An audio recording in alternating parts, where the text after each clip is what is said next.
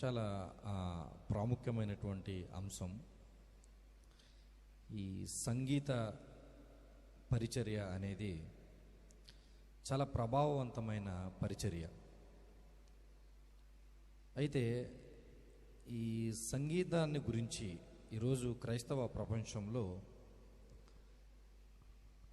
అనేక మంది సంగీతాన్ని ఆస్వాదిస్తున్నారు, కానీ ఈ సంగీతం వెనకాల దేవుడు ఎటువంటి ఆలోచనలు కలిగి ఉన్నాడో చాలా తక్కువ మందికే తెలుసు. ఎందుకంటే ఒక పాట పాడటం అన్నది తెలియకపోయినా పాడొచ్చు, కానీ ఒక కీబోర్డు ప్లే చేయటం అన్నది తెలియకపోయినా ప్లే చేయలేం. ఏదైతే మ్యూజికల్ ఇన్స్ట్రుమెంట్స్ ఉన్నాయో వాటిని మనం ప్లే చేయాలంటే మనకు నాలెడ్జ్ కావాలి, జ్ఞానం ఉండాలి, అవగాహన ఉండాలి. అవగాహన అన్నది లేకుండా దాన్ని మనం ఉపయోగించుకోలేం. అయితే పాట పాడేవాడికి అవగాహన అవసరం లేదు. ఏదో కొంత ఈ రాగం అక్కడ ఇక్కడ విని దాన్ని ఏదో ట్రై చేసామంటే మనవంతుగా మనం దాన్ని పాడొచ్చు. పాడిన తర్వాత దాన్ని నిజంగా మధురమైన పాటగా దాన్ని మరల్చాలి అని అంటే ఖచ్చితంగా జ్ఞానము కలిగినటువంటి సంగీత వాయిద్యకారులు ఎంతో అవసరం. అయితే క్రైస్తవ ప్రపంచంలో నిజంగా ఈరోజు సంగీతానికి ఎటువంటి ప్రాముఖ్యత ఉంది అని మీరు నన్ను అడిగితే ఒకే ఒక్క మాటలో నేను చెప్పగలను. ఆ మాట ఏంటంటే, క్రిస్టియానిటీలో మెసేజ్ ఉంది, సందేశం ఉంది.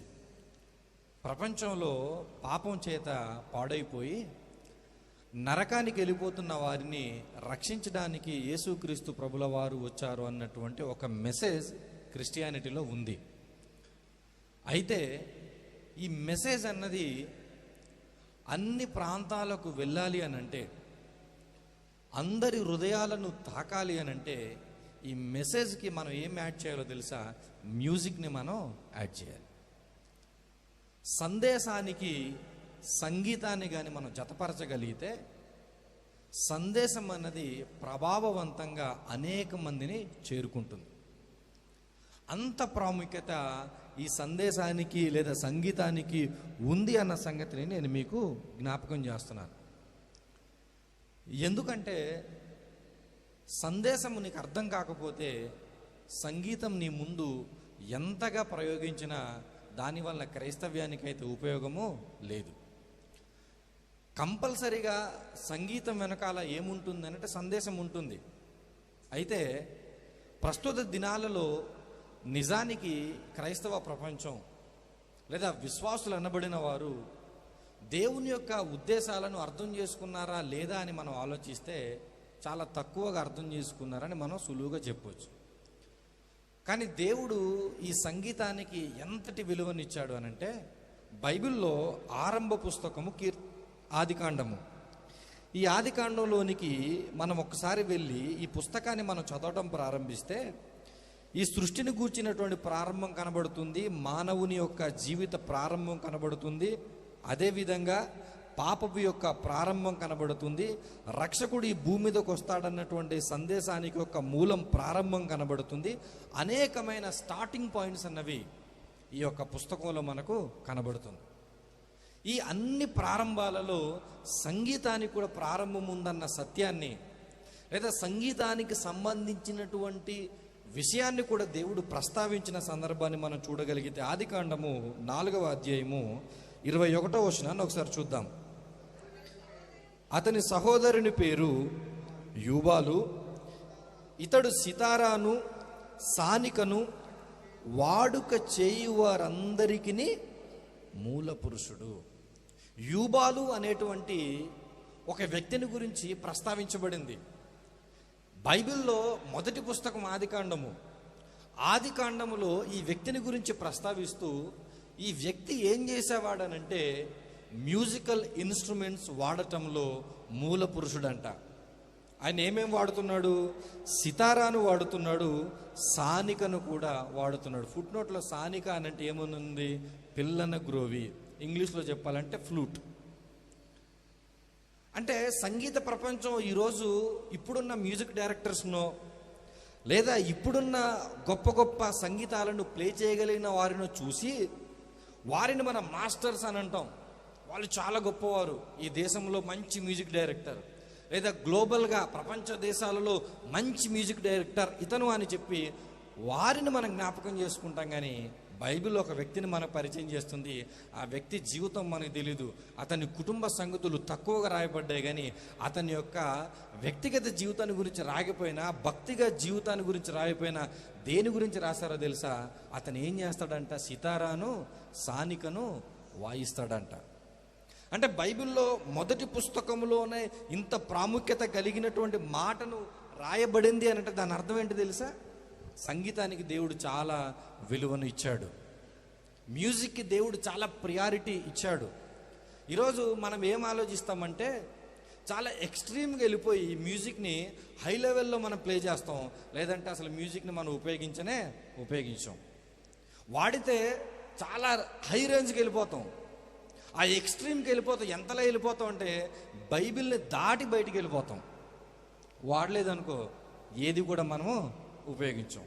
అంటే బ్యాలెన్స్డ్గా ఉండటం అనేది ఈరోజు మనకు రావటం మానేసింది.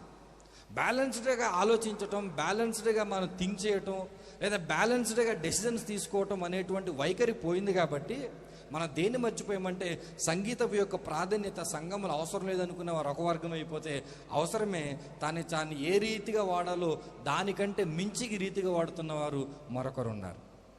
అయితే యూబాలు గురించి ప్రస్తావించాడు కదా దేవుడు. అయితే ఈ సంగీతం ఏమేమి చేయగలదో కొన్ని సంగతులు పరిశుద్ధ గ్రంథములు ఉన్నాయి, వాటిని మనం చూసే ప్రయత్నం చేద్దాం. మొట్టమొదటి మాట నేను చెప్తాను. సంగీతం ఏం చేయగలదంటే సంగీతం స్వస్థపరచగలదు. ఈరోజు మెడిసినే కాదు, నీ మాటలే కాదు, నిజంగా నువ్వు ఒక రకమైనటువంటి మానసిక భావోద్రేకాల గుండా వెళ్ళి ఒక రకమైనటువంటి డిప్రెషన్లోనికి నువ్వు వెళ్ళిపోయి నీ ఆలోచనల కంట్రోల్ పరిధి నువ్వు దాటి వెళ్ళిపోయిన తర్వాత నిన్ను సెట్ చేసేది, నిన్ను కంట్రోల్ చేసేది ఏంటో తెలుసా? మ్యూజిక్. అందుకే మనం బాగా బాధపడినప్పుడు ఏమనుకుంటాం? మనం ఏదైనా ఒక పాట వింటే బాగుంటుంది, ఏదైనా ఒక ఆరాధన పాటను వింటే బాగుంటుంది, లేదా ఏదైనా దేవుని సేవకులు రాసిన ఆ పాటను వింటే బాగుంటుందని చెప్పి మనం పాటలు వింటాం. ఎందుకో తెలుసా? మన మనసుకు స్వస్థతనిచ్చేది పాట. అయితే ఒకసారి పరిశుద్ధ గ్రంథంలో చూద్దాం. సమూయేలు మొదటి గ్రంథం 16వ అధ్యాయం. సమూయేలు మొదటి గ్రంథం 16వ అధ్యాయంలో జరుగుతున్నటువంటి ఒక సందర్భాన్ని చూద్దాం. మొట్టమొదటి రాజుగా దేవుడు సౌలును ఎన్నుకున్నాడు. ఆ సౌలు దేవుని మాట వినకపోవటం వల్ల సౌలు దగ్గర ఉన్నటువంటి దేవుని ఆత్మ వెళ్ళిపోయిన తర్వాత సౌలు దగ్గరికి ఒక దురాత్మ వచ్చింది. సౌలు దగ్గరికి దురాత్మ వచ్చిన తర్వాత సౌలు సేవకులు ఏం మాట్లాడుతున్నారో 15వ వచనంలో ఒకసారి చూద్దాం. సౌలు సేవకులు, దేవుని యొద్ద నుండి వచ్చిన దురాత్మ ఒకటి నిన్ను వెరపించి ఉన్నది, మా ఏలిన వాడవైన నీవు ఆజ్ఞ ఇమ్ము, నీ దాసులమైన మేము సిద్ధముగానున్నాము, సితార చమత్కారముగా వాయింపగల యొకని విచారించుటకై మాకు పర్మిషన్ ఇవ్వు. ఇప్పుడు రాజు యొక్క పరిస్థితి ఎలా ఉందంటే దురాత్మ వచ్చిన ప్రతిసారి కూడా మానసికంగా శారీరకంగా నలిగిపోతున్నాడు. ఎన్నెన్ని ప్రయత్నాలు చేసినా ఆ యొక్క క్లిష్ట పరిస్థితి నుంచి తప్పించుకునే అవకాశం ఎవరికి లేదంటే రాజుగా ఉన్నటువంటి సౌలుకు లేదు. ఆ సమస్యనంతటిని చూస్తున్నటువంటి సేవకులు ఆయన దగ్గరికి వచ్చి సలహా చెప్పారయ్యా, ఎవరైనా ఒకైనా సితార చక్కగా నైపుణ్యంతో వాయించగలిగిన వ్యక్తి ఉంటే అతన్ని తీసుకొస్తాము, దయచేసి మాకు పర్మిషన్ ఇవ్వు. తీసుకొచ్చిన తర్వాత అతను ఏం చేస్తాడంట చూడండి. దేవుని యొద్ద నుండి దురాత్మ వచ్చి నిన్ను పట్టినప్పుడల్లా అతడు సితార చేత పట్టుకొని వాయించుట చేత నీవు బాగుపడదు అని అతనితో అన్నారు. సేవకులు సౌలు దగ్గరికి వచ్చారు. సౌలా, ఈ జరుగుతున్న సంగతి అంతటిని మేము చూస్తున్నాం, నువ్వు మా రాజువి, నువ్వు ఈరోజు ఈ పరిస్థితిలో ఉండటాన్ని మేము భరించలేకపోతున్నాం. ఇదిగో మాకు తెలిసిన ఒక సొల్యూషన్ ఉంది. ఆ సొల్యూషన్ ఏమనంటే ఒక డాక్టర్ని మేము తీసుకొస్తామనలేదు. వారు ఎవరిని తీసుకొస్తామనలేదు? ఒక డాక్టర్ని మేము తీసుకొస్తామనలేదు. లేదా మంత్రాలు మంత్రించే వాళ్ళని తీసుకొస్తాం అనలేదు, కానీ ఒక మ్యూజిక్ వాయించేటువంటి ఒక వాయిద్యకారుడిని మేము తీసుకొస్తాము. అతని మ్యూజిక్ ప్లే చేసినప్పుడు నువ్వేమవుతావు తెలుసా? బాగుపడతావు. ఈ సమస్యల నుంచి నువ్వు బయటికి వస్తావు, నువ్వు సేద తీరుతావు అని చెప్పి వాళ్ళు ఆశ్రయించింది ఎవరనంటే ఒక మ్యూజిక్ ప్లే చేసేటువంటి ఒక వ్యక్తిని. సరే, వాళ్ళు తీసుకొచ్చారు. తీసుకొచ్చిన తర్వాత ఏం జరిగిందో మనం చూస్తే 23వ వచనంలో మనం చూద్దాం. 23వ వచనము, దేవుని యొద్ద నుండి దురాత్మ వచ్చి సౌలును పట్టినప్పుడెల్లా దావీదు సితార చేత పట్టుకొని వాయింపగా దురాత్మ అతనిని విడిచిపోయెను, అతడు సేదదీరి బాగాయను. ఇది ఎంత అద్భుతం అనంటే, దావీదు రాజుగా నీకు తెలుసు, దావీదు కీర్తనకారుడుగా నీకు తెలుసు, కానీ ఇదే దావీదు సౌలు గారు ఇబ్బందిలో ఉన్నప్పుడు సితారాతో అతనిని స్వస్థపరిచాడన్న సంగతి నిజంగా మనల్ని ఆశ్చర్యపరుస్తుంది. ఈరోజు మనకు సితారా ఎలా ఉంటుందంటే మనకు తెలీదు. సితారా పుస్తకం బహుశా తెలుసు కొంచెమంది అవగాహన ఉన్న వాళ్ళు తప్ప, సితారా ఎలా ఉంటుందంటే మనకు తెలీదు. కానీ అదే వాయిద్యము చేత ఇదిగో ఒక రాజుగా ఉన్నటువంటి సౌలును దావీదు ఏం చేయగలిగాడు తెలుసా? సేద తీర్చగలిగాడు. తన యొక్క మానసిక పరిస్థితి నుంచి, శారీరక ఇబ్బంది నుంచి, తన పడుతున్న మనోవేదన నుంచి దేని ద్వారా స్వస్థపరచగలిగాడంటే ఒక సంగీతము ద్వారా స్వస్థపరచగలిగాడు. ఇంకా మనం ముందుకెళ్ళి చరిత్రలు చూస్తే నూతన నిబంధనలో ఈ సంగీతాన్ని ఆ ప్రజలు ఎలా వినియోగించుకునేవారు అని మనం చూస్తే మత్తయి గారు రాసినటువంటి సువార్త 9వ అధ్యాయంలో ఒక సంఘటన జరుగుతుంది. 18వ వచనంలో ఒక అధికారి వచ్చి యేసు ప్రభువుల దగ్గరికి, ప్రభువా, నా కుమార్తె చనిపోయింది, అయితే నీ వచ్చి నీ చెయ్యి ఆమె మీద ఉంచితే ఆమె ఏమవుద్దంట? బ్రతుకుతుంది. యేసు ప్రభుల వారి దగ్గర ఒక అధికారి వచ్చి అడుగుతున్నాడు, అయ్యా దయచేసి మా ఇంటికి రండి, నా కుమార్తె చనిపోయిందని చెప్పి యేసు ప్రభుని తీసుకొని వెళ్ళే సమయాన్ని అక్కడ ప్రజలు ఏం చేస్తున్నారు? 23వ వచనంలో మనం చూస్తే, అంతలో యేసు ఆ అధికారి ఇంటికి వచ్చి పిల్లన గ్రోవులు వాయించు వారిని గొల్లు చేయుచుండు జన సమూహమును ప్రభు చూశాడు. సందర్భము ఏంటన్నది కాసేపు మనం పక్కన పెడితే, ఒక అధికారి యొక్క కుమార్తె మరణించినప్పుడు అక్కడున్న జనసమూహాలు ఏం చేస్తున్నాయి? ఫ్లూట్ వాయిస్తున్నారంట. ఏం వాయిస్తున్నారు? పిల్లన గురువులు. ఎందుకు వాయిస్తున్నారు? చనిపోయిన చోట ఈ మ్యూజిక్ని ఎందుకు ప్లే చేస్తున్నారు వాళ్ళు? ఆ కుటుంబము కనీసం ఈ యొక్క సంగీతాన్ని వినటనైనా మానసికంగా కొంచెం బలపరచబడతారు. ఇదిగో తన కుమార్తెను కోల్పోయిన అధికారి కావచ్చు, కుమార్తెను కోల్పోయిన తల్లి కావచ్చు, కుమార్తెను కోల్పోయిన అన్నాదమ్ములు బంధుమిత్రులు కావచ్చు, వారందరూ ఇదిగో సేద తీరడానికి, కాసేపు రిలాక్స్ అవ్వటానికి, లేదా కాసేపు ఆ యొక్క ఆలోచన నుంచి బయటికి రావటానికి ఉపయోగపడుతున్న ఒక సాధనం ఏంటంటే పిల్లన గ్రోవి. దాన్ని వాళ్ళు ఉపయోగించారు. అప్పటి యొక్క ఆ చరిత్రలో వారు దాన్ని ఉపయోగించుకోగలిగారు. దీన్ని బట్టి మనం అర్థం చేసుకోవాల్సినటువంటి సంగతి ఏంటంటే, దేవుడు వాయిద్యాలు వాయించే పరికరాలు అందుబాటులో తీసుకొచ్చిన, దేవుడు వాయిద్యాలు వాయించేటువంటి సేవకులు మన ముందర పెట్టిన, ఎందుకు పెట్టాడంటే తెలుసా? మన యొక్క మానసిక సమస్యలలో, మన యొక్క ఇబ్బందులలో సంగీతము ద్వారా మనలను సేద తీర్చడానికి. అప్పట్లో గొప్ప గొప్ప రాజులు ఉన్నప్పుడు వారి దగ్గర విద్వాంసులు ఉండేవారు. అన్ని రకాల ఓకేనా, ఆలోచన విషయంలో కానివ్వండి, శాస్త్రాల విషయంలో కానివ్వండి, వైద్యం విషయంలో కానివ్వండి, యుద్ధాల విషయంలో నిర్ణయాలు తీసుకో విషయంలో కానివ్వండి, అన్ని రకాల డిపార్ట్మెంట్స్ రాజు దగ్గర ఉండేది. వాళ్ళందరిలో కూడా ఎవరు కూడా ఉండేవారు? సంగీత కళాకారులు కూడా ఉండేవారు. ఎందుకు ఈ చరిత్రను మనం ఎందుకు అర్థం చేసుకోవాలి? ఈ సంగీత కళాకారులకు ఇంత ప్రాముఖ్యత ఎందుకుందంటే, సంగీతం అనేది మనస్సుకు సంబంధించిందన్న పాయింట్ నేను మీకు చెప్పడానికి నేను ఇష్టపడుతున్నాను. సంగీతం దేనికి సంబంధించింది? మనస్సుకు సంబంధించింది. నీ మనస్సును సేద తీర్చేది, నీ మనస్సుకు ఒకంత నీ కష్టాల నుంచి విడుదలనిచ్చేది సంగీతము. కాబట్టి సౌలు ఇబ్బందుల్లో ఉన్నప్పుడు దావీదు సితార వాయించినా, ఇదిగో చనిపోయిన వారి మధ్య పిల్లను గ్రోవులు ఊదుతున్నా, వీరి యొక్క తాపత్రయము, వీరి యొక్క ప్రయత్నం అంతా ఏమిటి అని అంటే, సంగీతము నీ మనస్సుకు సంతోషాన్ని ఇవ్వాలి. రెండో విషయాన్ని చూద్దాం. ఈ సంగీతం ఏం చేయగలదనంటే, సంగీతం సంతోషాన్ని ఇస్తుంది. ఇశ్రాయేలీయులు ఐగుప్తు దేశంలో బానిసలుగా ఉన్నారు. ఆ కఠిన బానిసత్వంలో ఉన్నప్పుడు వారు ఆ బానిసత్వంలో నుంచి బయటికి రావడానికి ఎంత ప్రార్థన చేశారంటే కన్నీటి ప్రార్థన చేసి దేవుని గోజాడుకుంటున్నారు. దేవాన్ని చిత్తమైతే ఈ సమస్య నుంచి మమ్మల్ని బయటికి తీసుకొని రా. సరే, దేవుడు మోషేను పంపించాడు. అనేక అద్భుతాలు ఆశ్చర్యక్రియలు జరిగింది.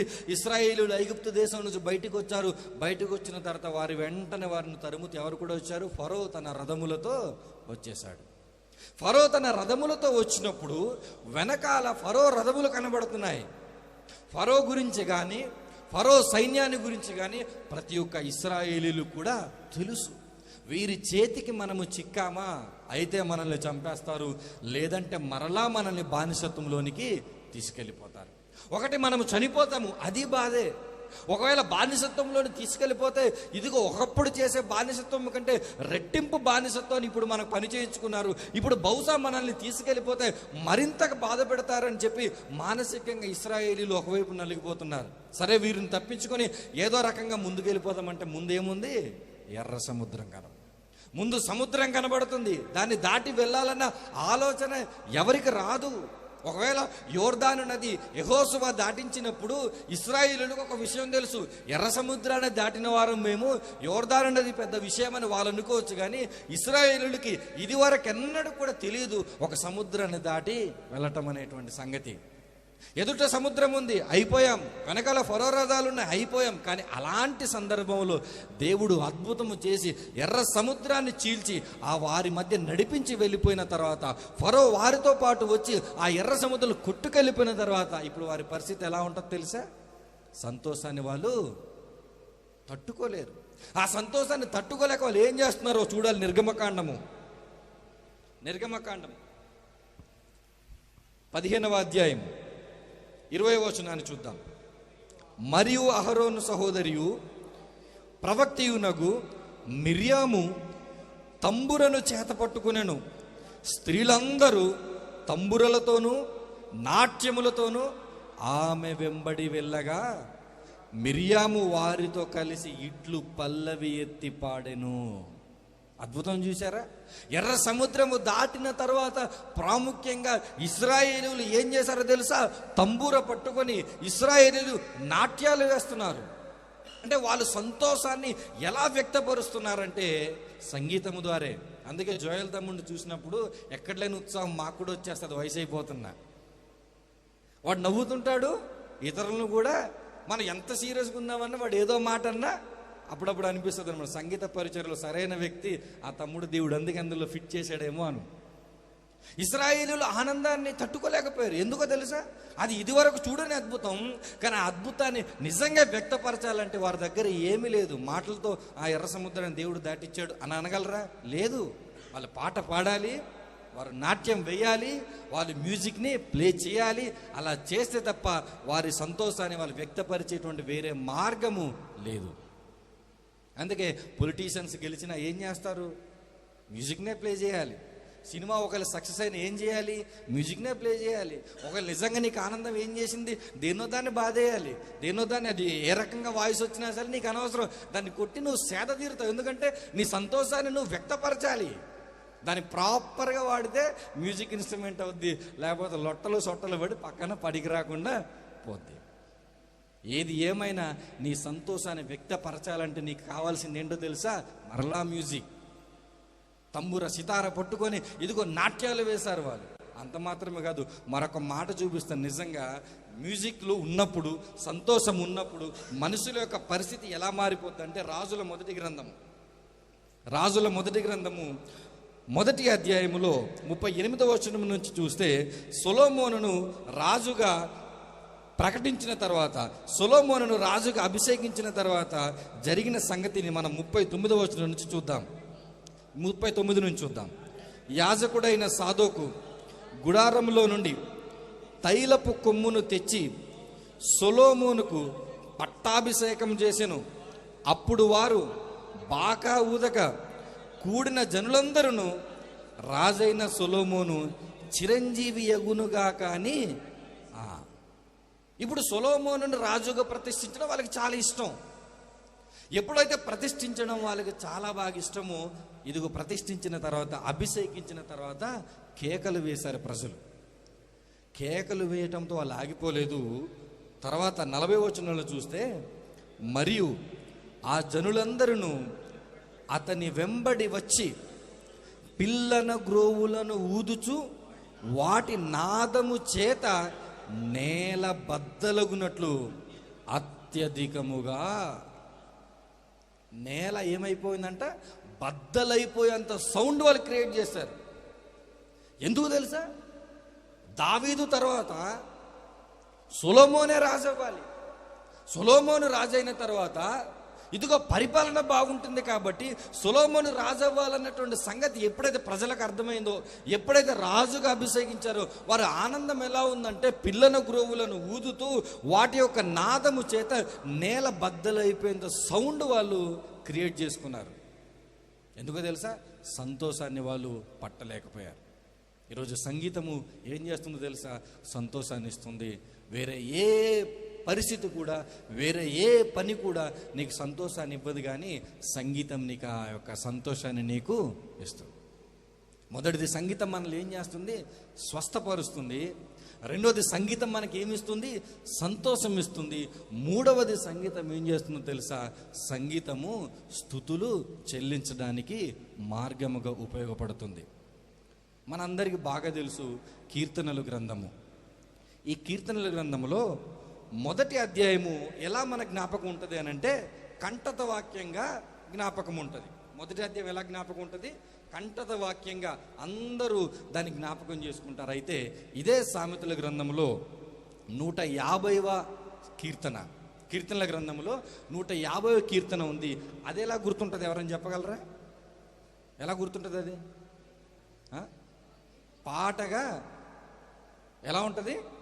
ఒకటి కంఠత వాక్యంగా మొదటి కీర్తన ఉంటే, ఈ 150వ కీర్తన చివరి కీర్తన పాటగా అందరి జ్ఞాపకం ఉంటుంది.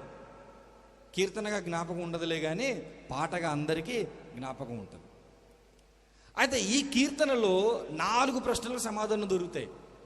ఎందుకంటే నేను చెప్పే సంగీతం ద్వారా మనం దేవుణ్ణి స్తుతించవచ్చు. ఈ కీర్తనలో 4 ప్రశ్నలకు సమాధానం దొరుకుతుంది. మొదటి ప్రశ్న ఏంటో తెలుసా? ఎక్కడ స్తుతించాలి? మొదటి వచనంలో యెహోవాను స్తుతించుడి, ఆయన పరిశుద్ధ ఆలయమునందు దేవుని. నువ్వు ఎక్కడ స్తుతించాలి అంటే ఒక ప్లేస్ నేను చెప్తుంది. ఆయన పరిశుద్ధ ఆలయంలో నువ్వు స్తుతించాలి.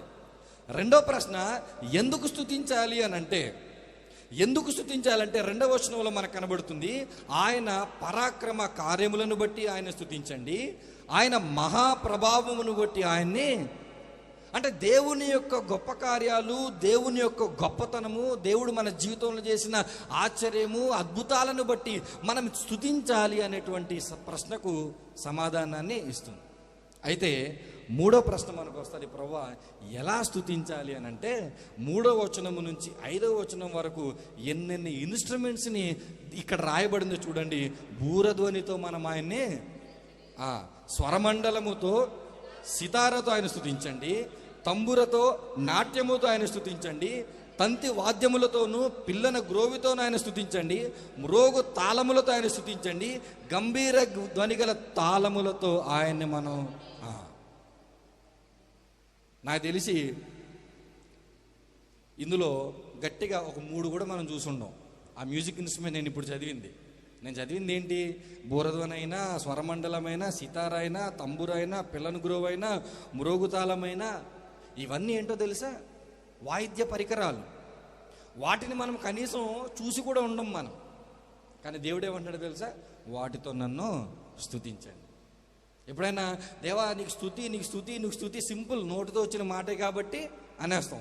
కానీ నిజంగా దేవుని నువ్వు స్తుతించడానికి, ప్రభా ఇదిగో నిన్ను స్తుతించడానికే నేను మ్యూజిక్ కీబోర్డ్ నేర్చుకున్నాను ప్రభా, నిన్ను స్తుతించడానికే నేను ప్యాడ్ నేర్చుకుంటాను ప్రభా, నిన్ను స్తుతించడానికే ఇదిగో ప్రభా ఈ ఇన్స్ట్రుమెంట్స్ ఏవైతున్నాయి ఏదో ఒకటి నేర్చుకుంటాను ప్రభా అని ఎవరైనా అంటారా?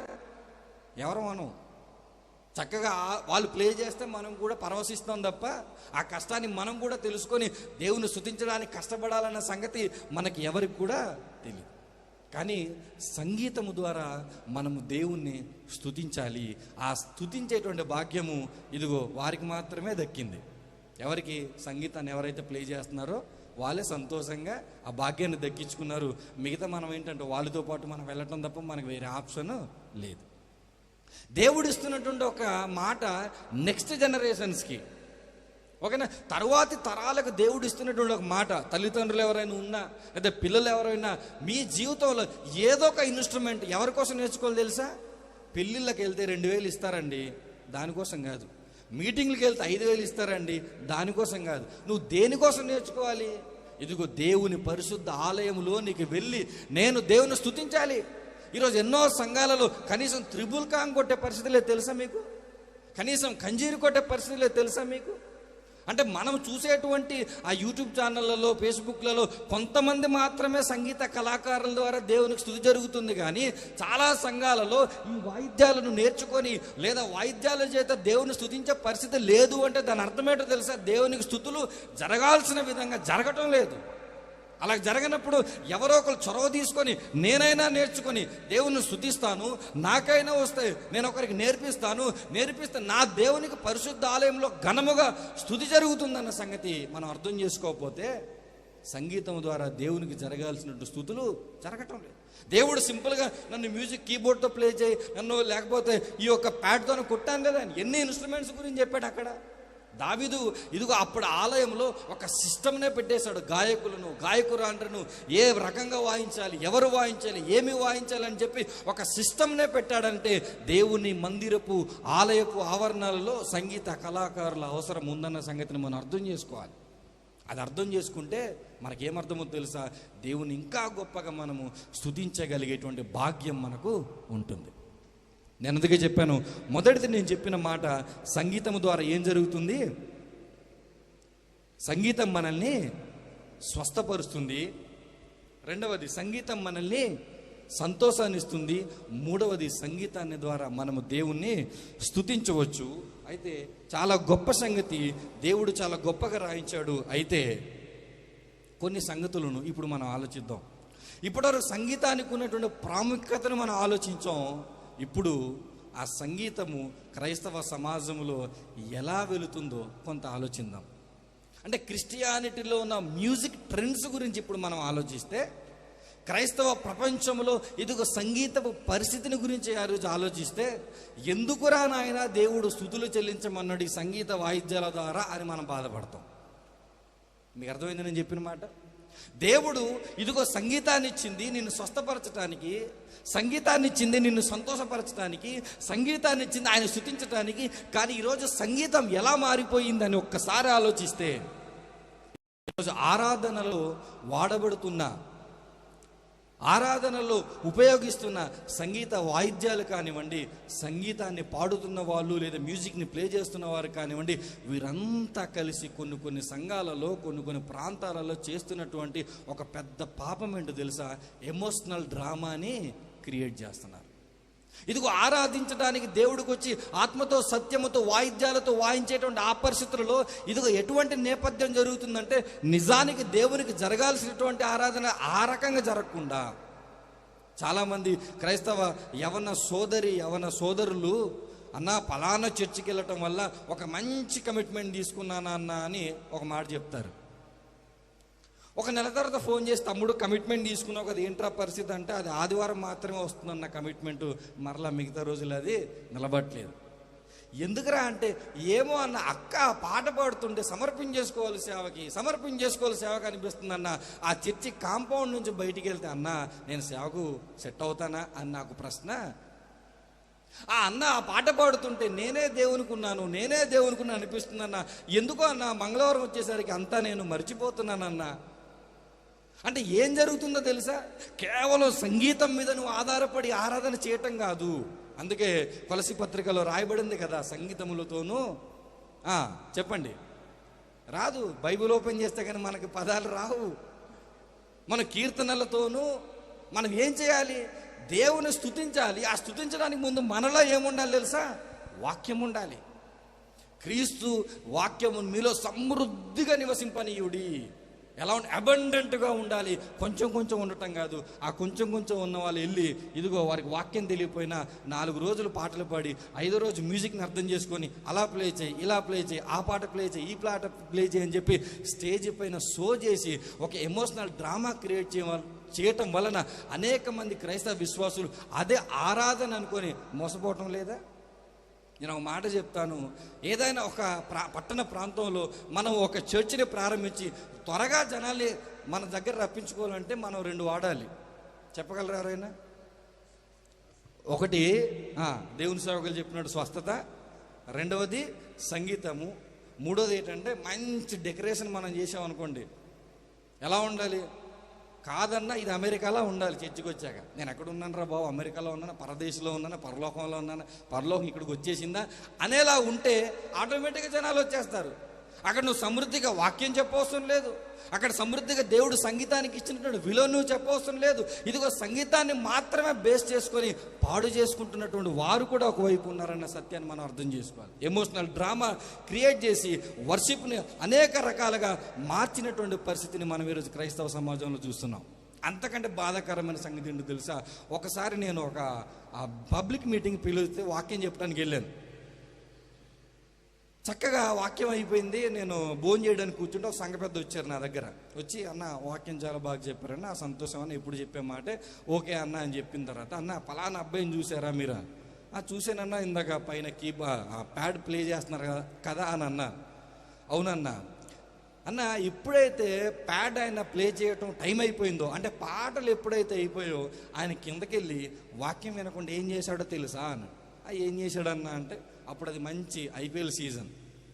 కిందకి వెళ్ళిపోయి చక్కగా బడ్స్ చెవిలో పెట్టుకుని ఏం చూస్తున్నాడంటే ఐపీఎల్ మ్యాచ్. అతను అంటే పాట పాడేవంతరు దర్దర్ వాయించేశాడు. అన్న నిన్ను కాదన్న, ఓకేనా?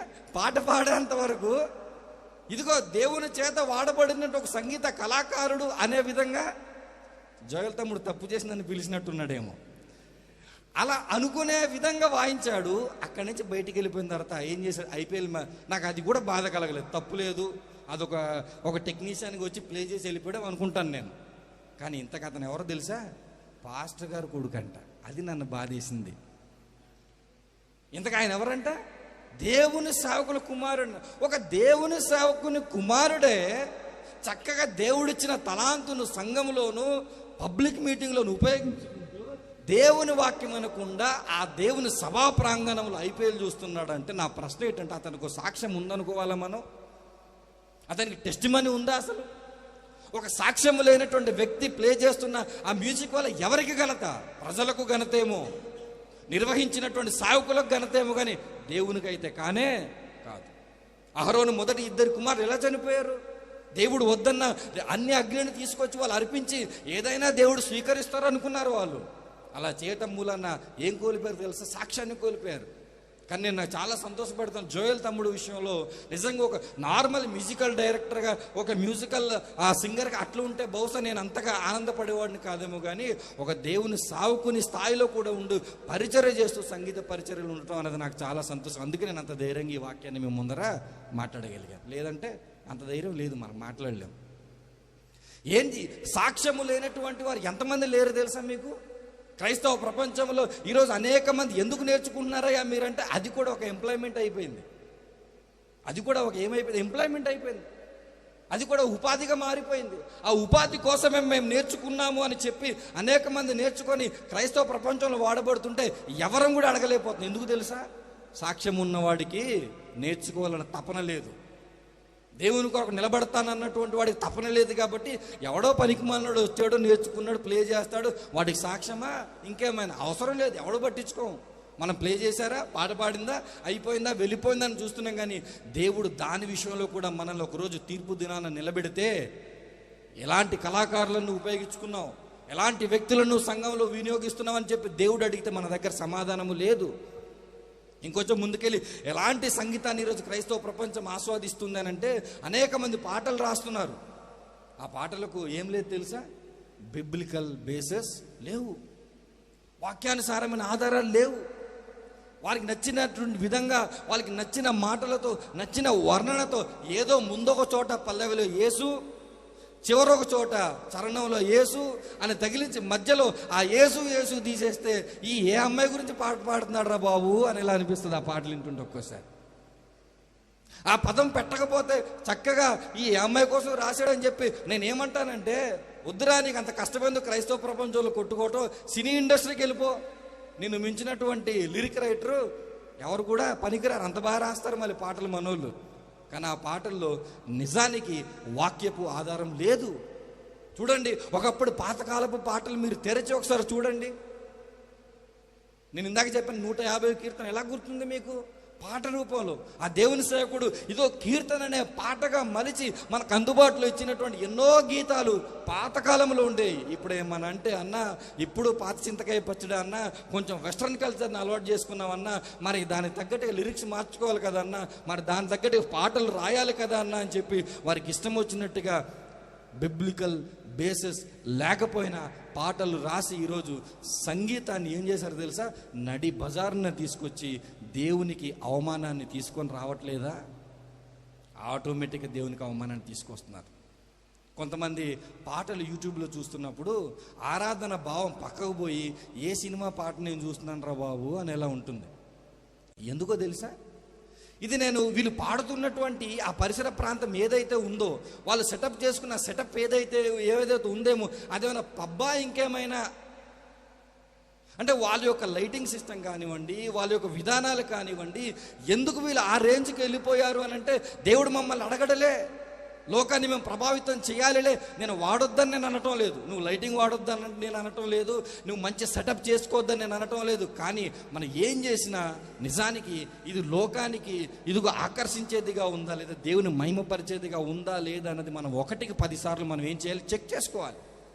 అన్న వాళ్ళు చూస్తారన్నా, వీళ్ళు చూస్తారన్నా, వాళ్ళు చూడాలన్నా, వీళ్ళు చూడాలన్నా అన్న ఉద్దేశంలో ఒకవేళ మనం ఆ సెటప్లన్నీ పెట్టుకుంటే ఈరోజు అంతా బాగానే ఉంటుంది. ఈరోజు ఎవడు నేను కదపడు, ఎవడు నేను అడగడు, నేను ఎవడు బాధ పెట్టడు. నేను బాధ పెడితే ఇంకోసారి ఆ సేవకుడిని వాక్యం ఇవ్వకపోతే నేను బాధ పెట్టడు, ఆ సంగతి వదిలే.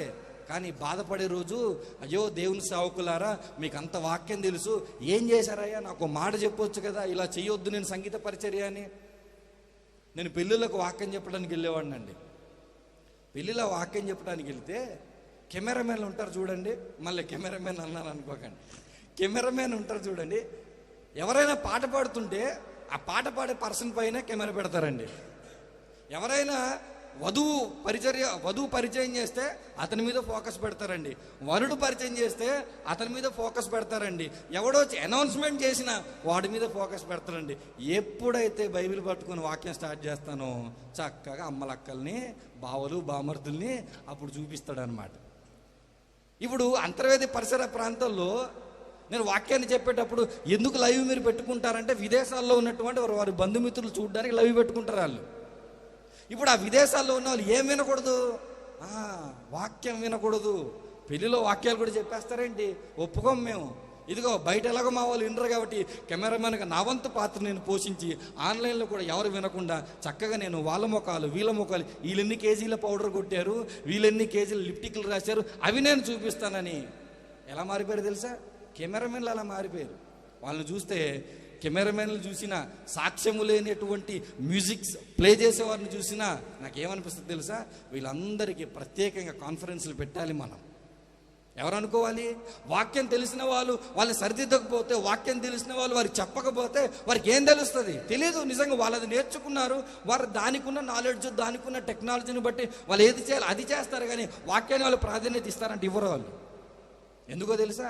బిబ్లికల్ బేసిస్ లేకుండా ఇదిగో వాళ్ళకి ఇష్టం వచ్చినటువంటి ఆలోచనలు వారు పెట్టుకుంటున్నారు. కాబట్టి ఇంకొంతమంది పరిచర్యలోకి వచ్చిన తర్వాత, ఇప్పుడు నేను పరిచర్యకు వచ్చాను కాబట్టి నేను కూడా ఒక పాట రాయాలి, నేను కూడా ఒక పాట రాయాలి. ఎందుకంటే పరిచర్యలో నేను ఉన్నాను, అందరూ రాశారు, రాసిన వాళ్ళందరూ ఇదిగో మంచి స్థాయిలో ఉన్నారు కాబట్టి నేను కూడా పాట రాసేయాలి. అంతేగాని ప్రభువా ఇదిగో నిన్ను ఆరాధించడానికి లేదా నీ గురించి నేను చెప్పటానికి నాకు రాసే తలాంతునిచ్చావు, నాకు వాయించే తలాంతునిచ్చావు, అందుకనే నీ పాటను రాస్తున్నాను, అందుకు ఈ పాటను నేను పాడుతున్నాను, అందుకు ఈ పాటకు నేను మ్యూజిక్ని యాడ్ చేస్తున్నానని చెప్పి ఆ మనసుతో కాకుండా నేను కూడా రాయాలని చెప్పి రాసిన తర్వాత ఎలా ఉంటుందో తెలుసా?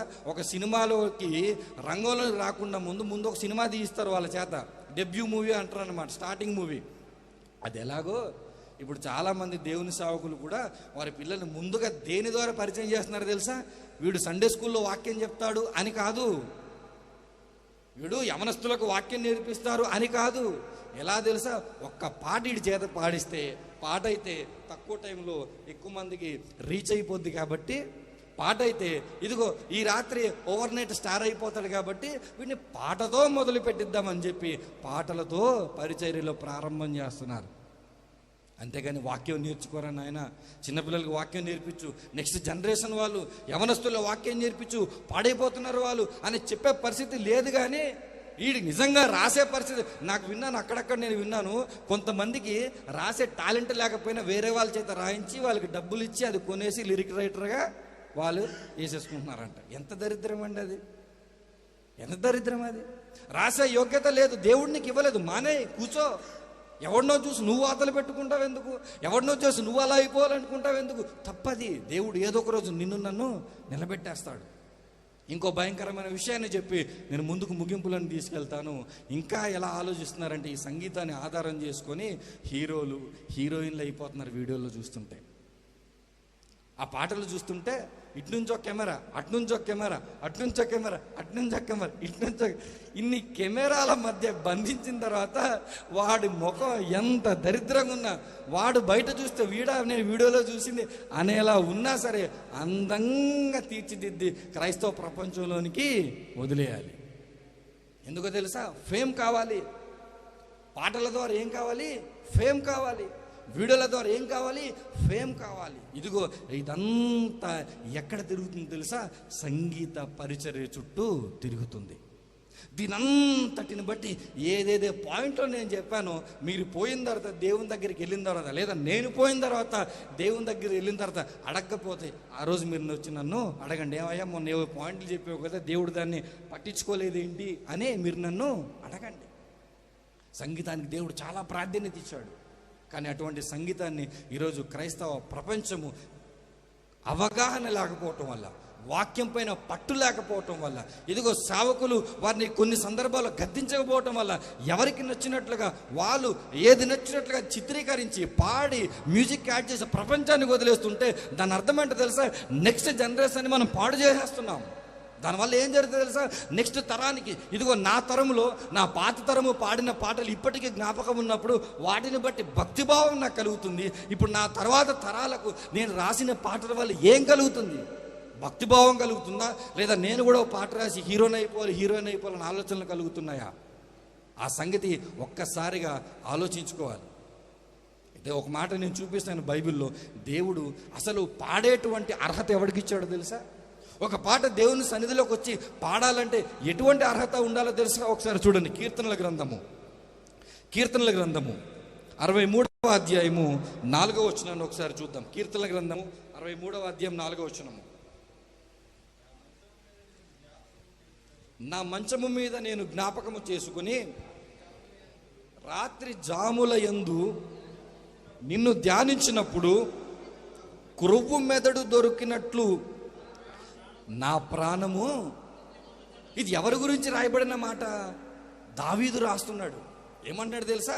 నేను పడుకునేటప్పుడు దేవుణ్ణి జ్ఞాపకం చేసుకుంటున్నాను, నేను రాత్రి జాముల యందు దేవుని గురించి ధ్యానిస్తున్నాను, దేవుని వాక్యాన్ని పఠిస్తున్నాను, దానిలో ఉన్న సంగతిని నేను అర్థం చేసుకుంటున్నాను. అలా నేను అర్థం చేసుకుంటున్నప్పుడు క్రొవ్వు మెదడు నాకు దొరికినట్లుగా నా ప్రాణము తృప్తి పొందుతుంది. అప్పుడు ఆయన మాట్లాడుతున్నాడు, నా స్థితి ఇది, నా పరిస్థితి ఇది. ఈ పరిస్థితిలో ఉండి నేనేం మాట్లాడుతున్నాను చూడండి. ఉత్సహించు పెదవులతో నా నోరు నిన్ను గూర్చి గానము చేయుచున్నది. ఎప్పుడు తెలుసా? అవకాశం వస్తే కాదు పాట. ఎప్పుడు తెలుసా? వాక్యము నీకు అర్థమవుతున్నప్పుడు, వాక్యపు లోతులలో నువ్వు వెళుతున్నప్పుడు, దేవుడు నీకు అర్థమవుతున్నప్పుడు, దేవుని ప్రేమ నీకు అర్థమవుతున్నప్పుడు, దేవుని రక్షణ భాగ్యం నీకు అర్థమవుతున్నప్పుడు, దేవుని సంఘము యొక్క పరిధి నీకు అర్థమవుతున్నప్పుడు, సేవకుల విలువ నీకు తెలుస్తున్నప్పుడు, క్రైస్తవ్యం యొక్క విలువ నీకు తెలుస్తున్నప్పుడు, ఇదిగో అప్పుడు నీ నోటి నుంచి ఏమొస్తుందో తెలుసా? పాట వస్తుంది. ఎర్ర సముద్రాన్ని ఇదో దాటించిన తర్వాత ఆ రోజు ఇశ్రాయేలీయులు ఎలా సంతోషించారో, సొలొమోను రాజును చేసిన తర్వాత ఆ రోజు ఇశ్రాయేలీయులు ఎలా ఆనందించారో, దేవుడు చేసిన అద్భుత ఆశ్చర్య కార్యక్రియలను గురించి నువ్వు ధ్యానించినప్పుడు, నీకు అర్థమైనప్పుడు నువ్వు వద్దన్నా నువ్వు పాట పాడగలవు. ఆ అర్థవంతమైన సాహిత్యానికి అప్పుడు మనం తీసుకెళ్ళి సంగీతాన్ని యాడ్ చేస్తే అప్పుడు ఆత్మపూరితమైనటువంటి ప్రతిఫలాలు కనబడతాయి. ఇదిగో అటువంటి పరిస్థితి లేదు, అటువంటి యోగ్యత లేదు. ఒకసారి ఒక సహోదరి వచ్చి ఓ పాట పాడుతుంది. పాట పాడిన తర్వాత అయిపోయిన తర్వాత మొత్తం ప్రసంగాలు లేకపోతే ఆ మీటింగ్ అంతా అయిపోయిన తర్వాత ఆ సహోదరి గురించి ఒక్కటే గుర్తుండి ఎంత బాగా పాడిందంటే, ఈరోజు ఇక్కడ పాడింది, రేపు మరొక చోట పాడుతుంది. ఎక్కడ పాడింది? ఈరోజు మందిరంలో పాడింది, రేపు మరో చోట పాడుతుంది. అంటే ఆమె ఎవరు? డబ్బులకు పాటలు పాడే ఒక సహోదరి. డబ్బులు ఇస్తే వచ్చి పాట పాడి వెళ్ళిపోయేవాళ్ళు. ఎప్పుడైతే ఈ డబ్బు కోసం వచ్చి ప్రార్థన చేసేవాళ్ళు వచ్చి వెళ్ళిపోయారో, సంఘాల మిగతా స్త్రీలు రిలాక్స్ అయిపోయారు. మాకు పాటలు పాడే ఛాన్స్ ఏమి లేదు, పాట పాడాల్సిన అవసరం ఏమి లేదు, వాళ్ళు వస్తారు, వాళ్ళే పాడతారు, వాళ్ళే చప్పట్లు కొడతారు, వాళ్ళే వెళ్ళిపోతారని ఎప్పుడైతే ఆ సెన్స్ వచ్చిందో మిగతా వాళ్ళు ఏమైపోయారు? రిలాక్స్ అయిపోయారు. నిజంగా పాడేవాళ్ళు కానివ్వండి, వాయించే వాళ్ళం కానివ్వండి, మనం పాడేవాళ్ళు కానివ్వండి, మనకు ఉండాల్సినటువంటి ఒక అల్టిమేట్ పాయింట్ వాక్యం తెలుసుకోవాలి. అంతే. అంతకుమించి నేను మిమ్మల్ని బాధ పెట్టడానికి నేను రాలేదు. నేను మీకు తిరిగి జ్ఞాపకం చేస్తుంది ఏంటంటే, దేవునికి పాటలు పాడేవాళ్ళు కావాలి. ఇందాకే చెప్పాను కదా, వాయించేవారు లేరని. దేవుడికి వాయిద్యాలు వాయించేవారు కావాలి. ఇదిగో దేవునికి కెమెరామెన్లు కావాలి, టెక్నీషియన్లు కావాలి, దేవుడికి అందరికి కావాలి. కానీ కావలసినటువంటి వారందరికీ ఏముండాలి? వాక్య జ్ఞానం ఉండాలి. ఆ వాక్య జ్ఞానం లేకపోతే సంఘాన్ని, క్రైస్తవ్యాన్ని, దేవుణ్ణి, సమాజానికి తప్పుడుగా చిత్రీకరించే ప్రమాదము ఉంది. ఒకసారి ఒక మాట చూపిస్తున్న అపోస్తలుల కార్యములు 16వ అధ్యాయంలో జరిగినటువంటి సందర్భము, ఒక పాటకు ఉన్నటువంటి శక్తి సామర్థ్యం ఏంటి అని ఒకసారి ఆలోచిస్తే 16వ అధ్యాయంలో 22వ వచనం నుంచి ఒకసారి మనం చూడగలిగితే, అపోస్తలుల కార్యములు 16వ అధ్యాయము 22వ వచనము.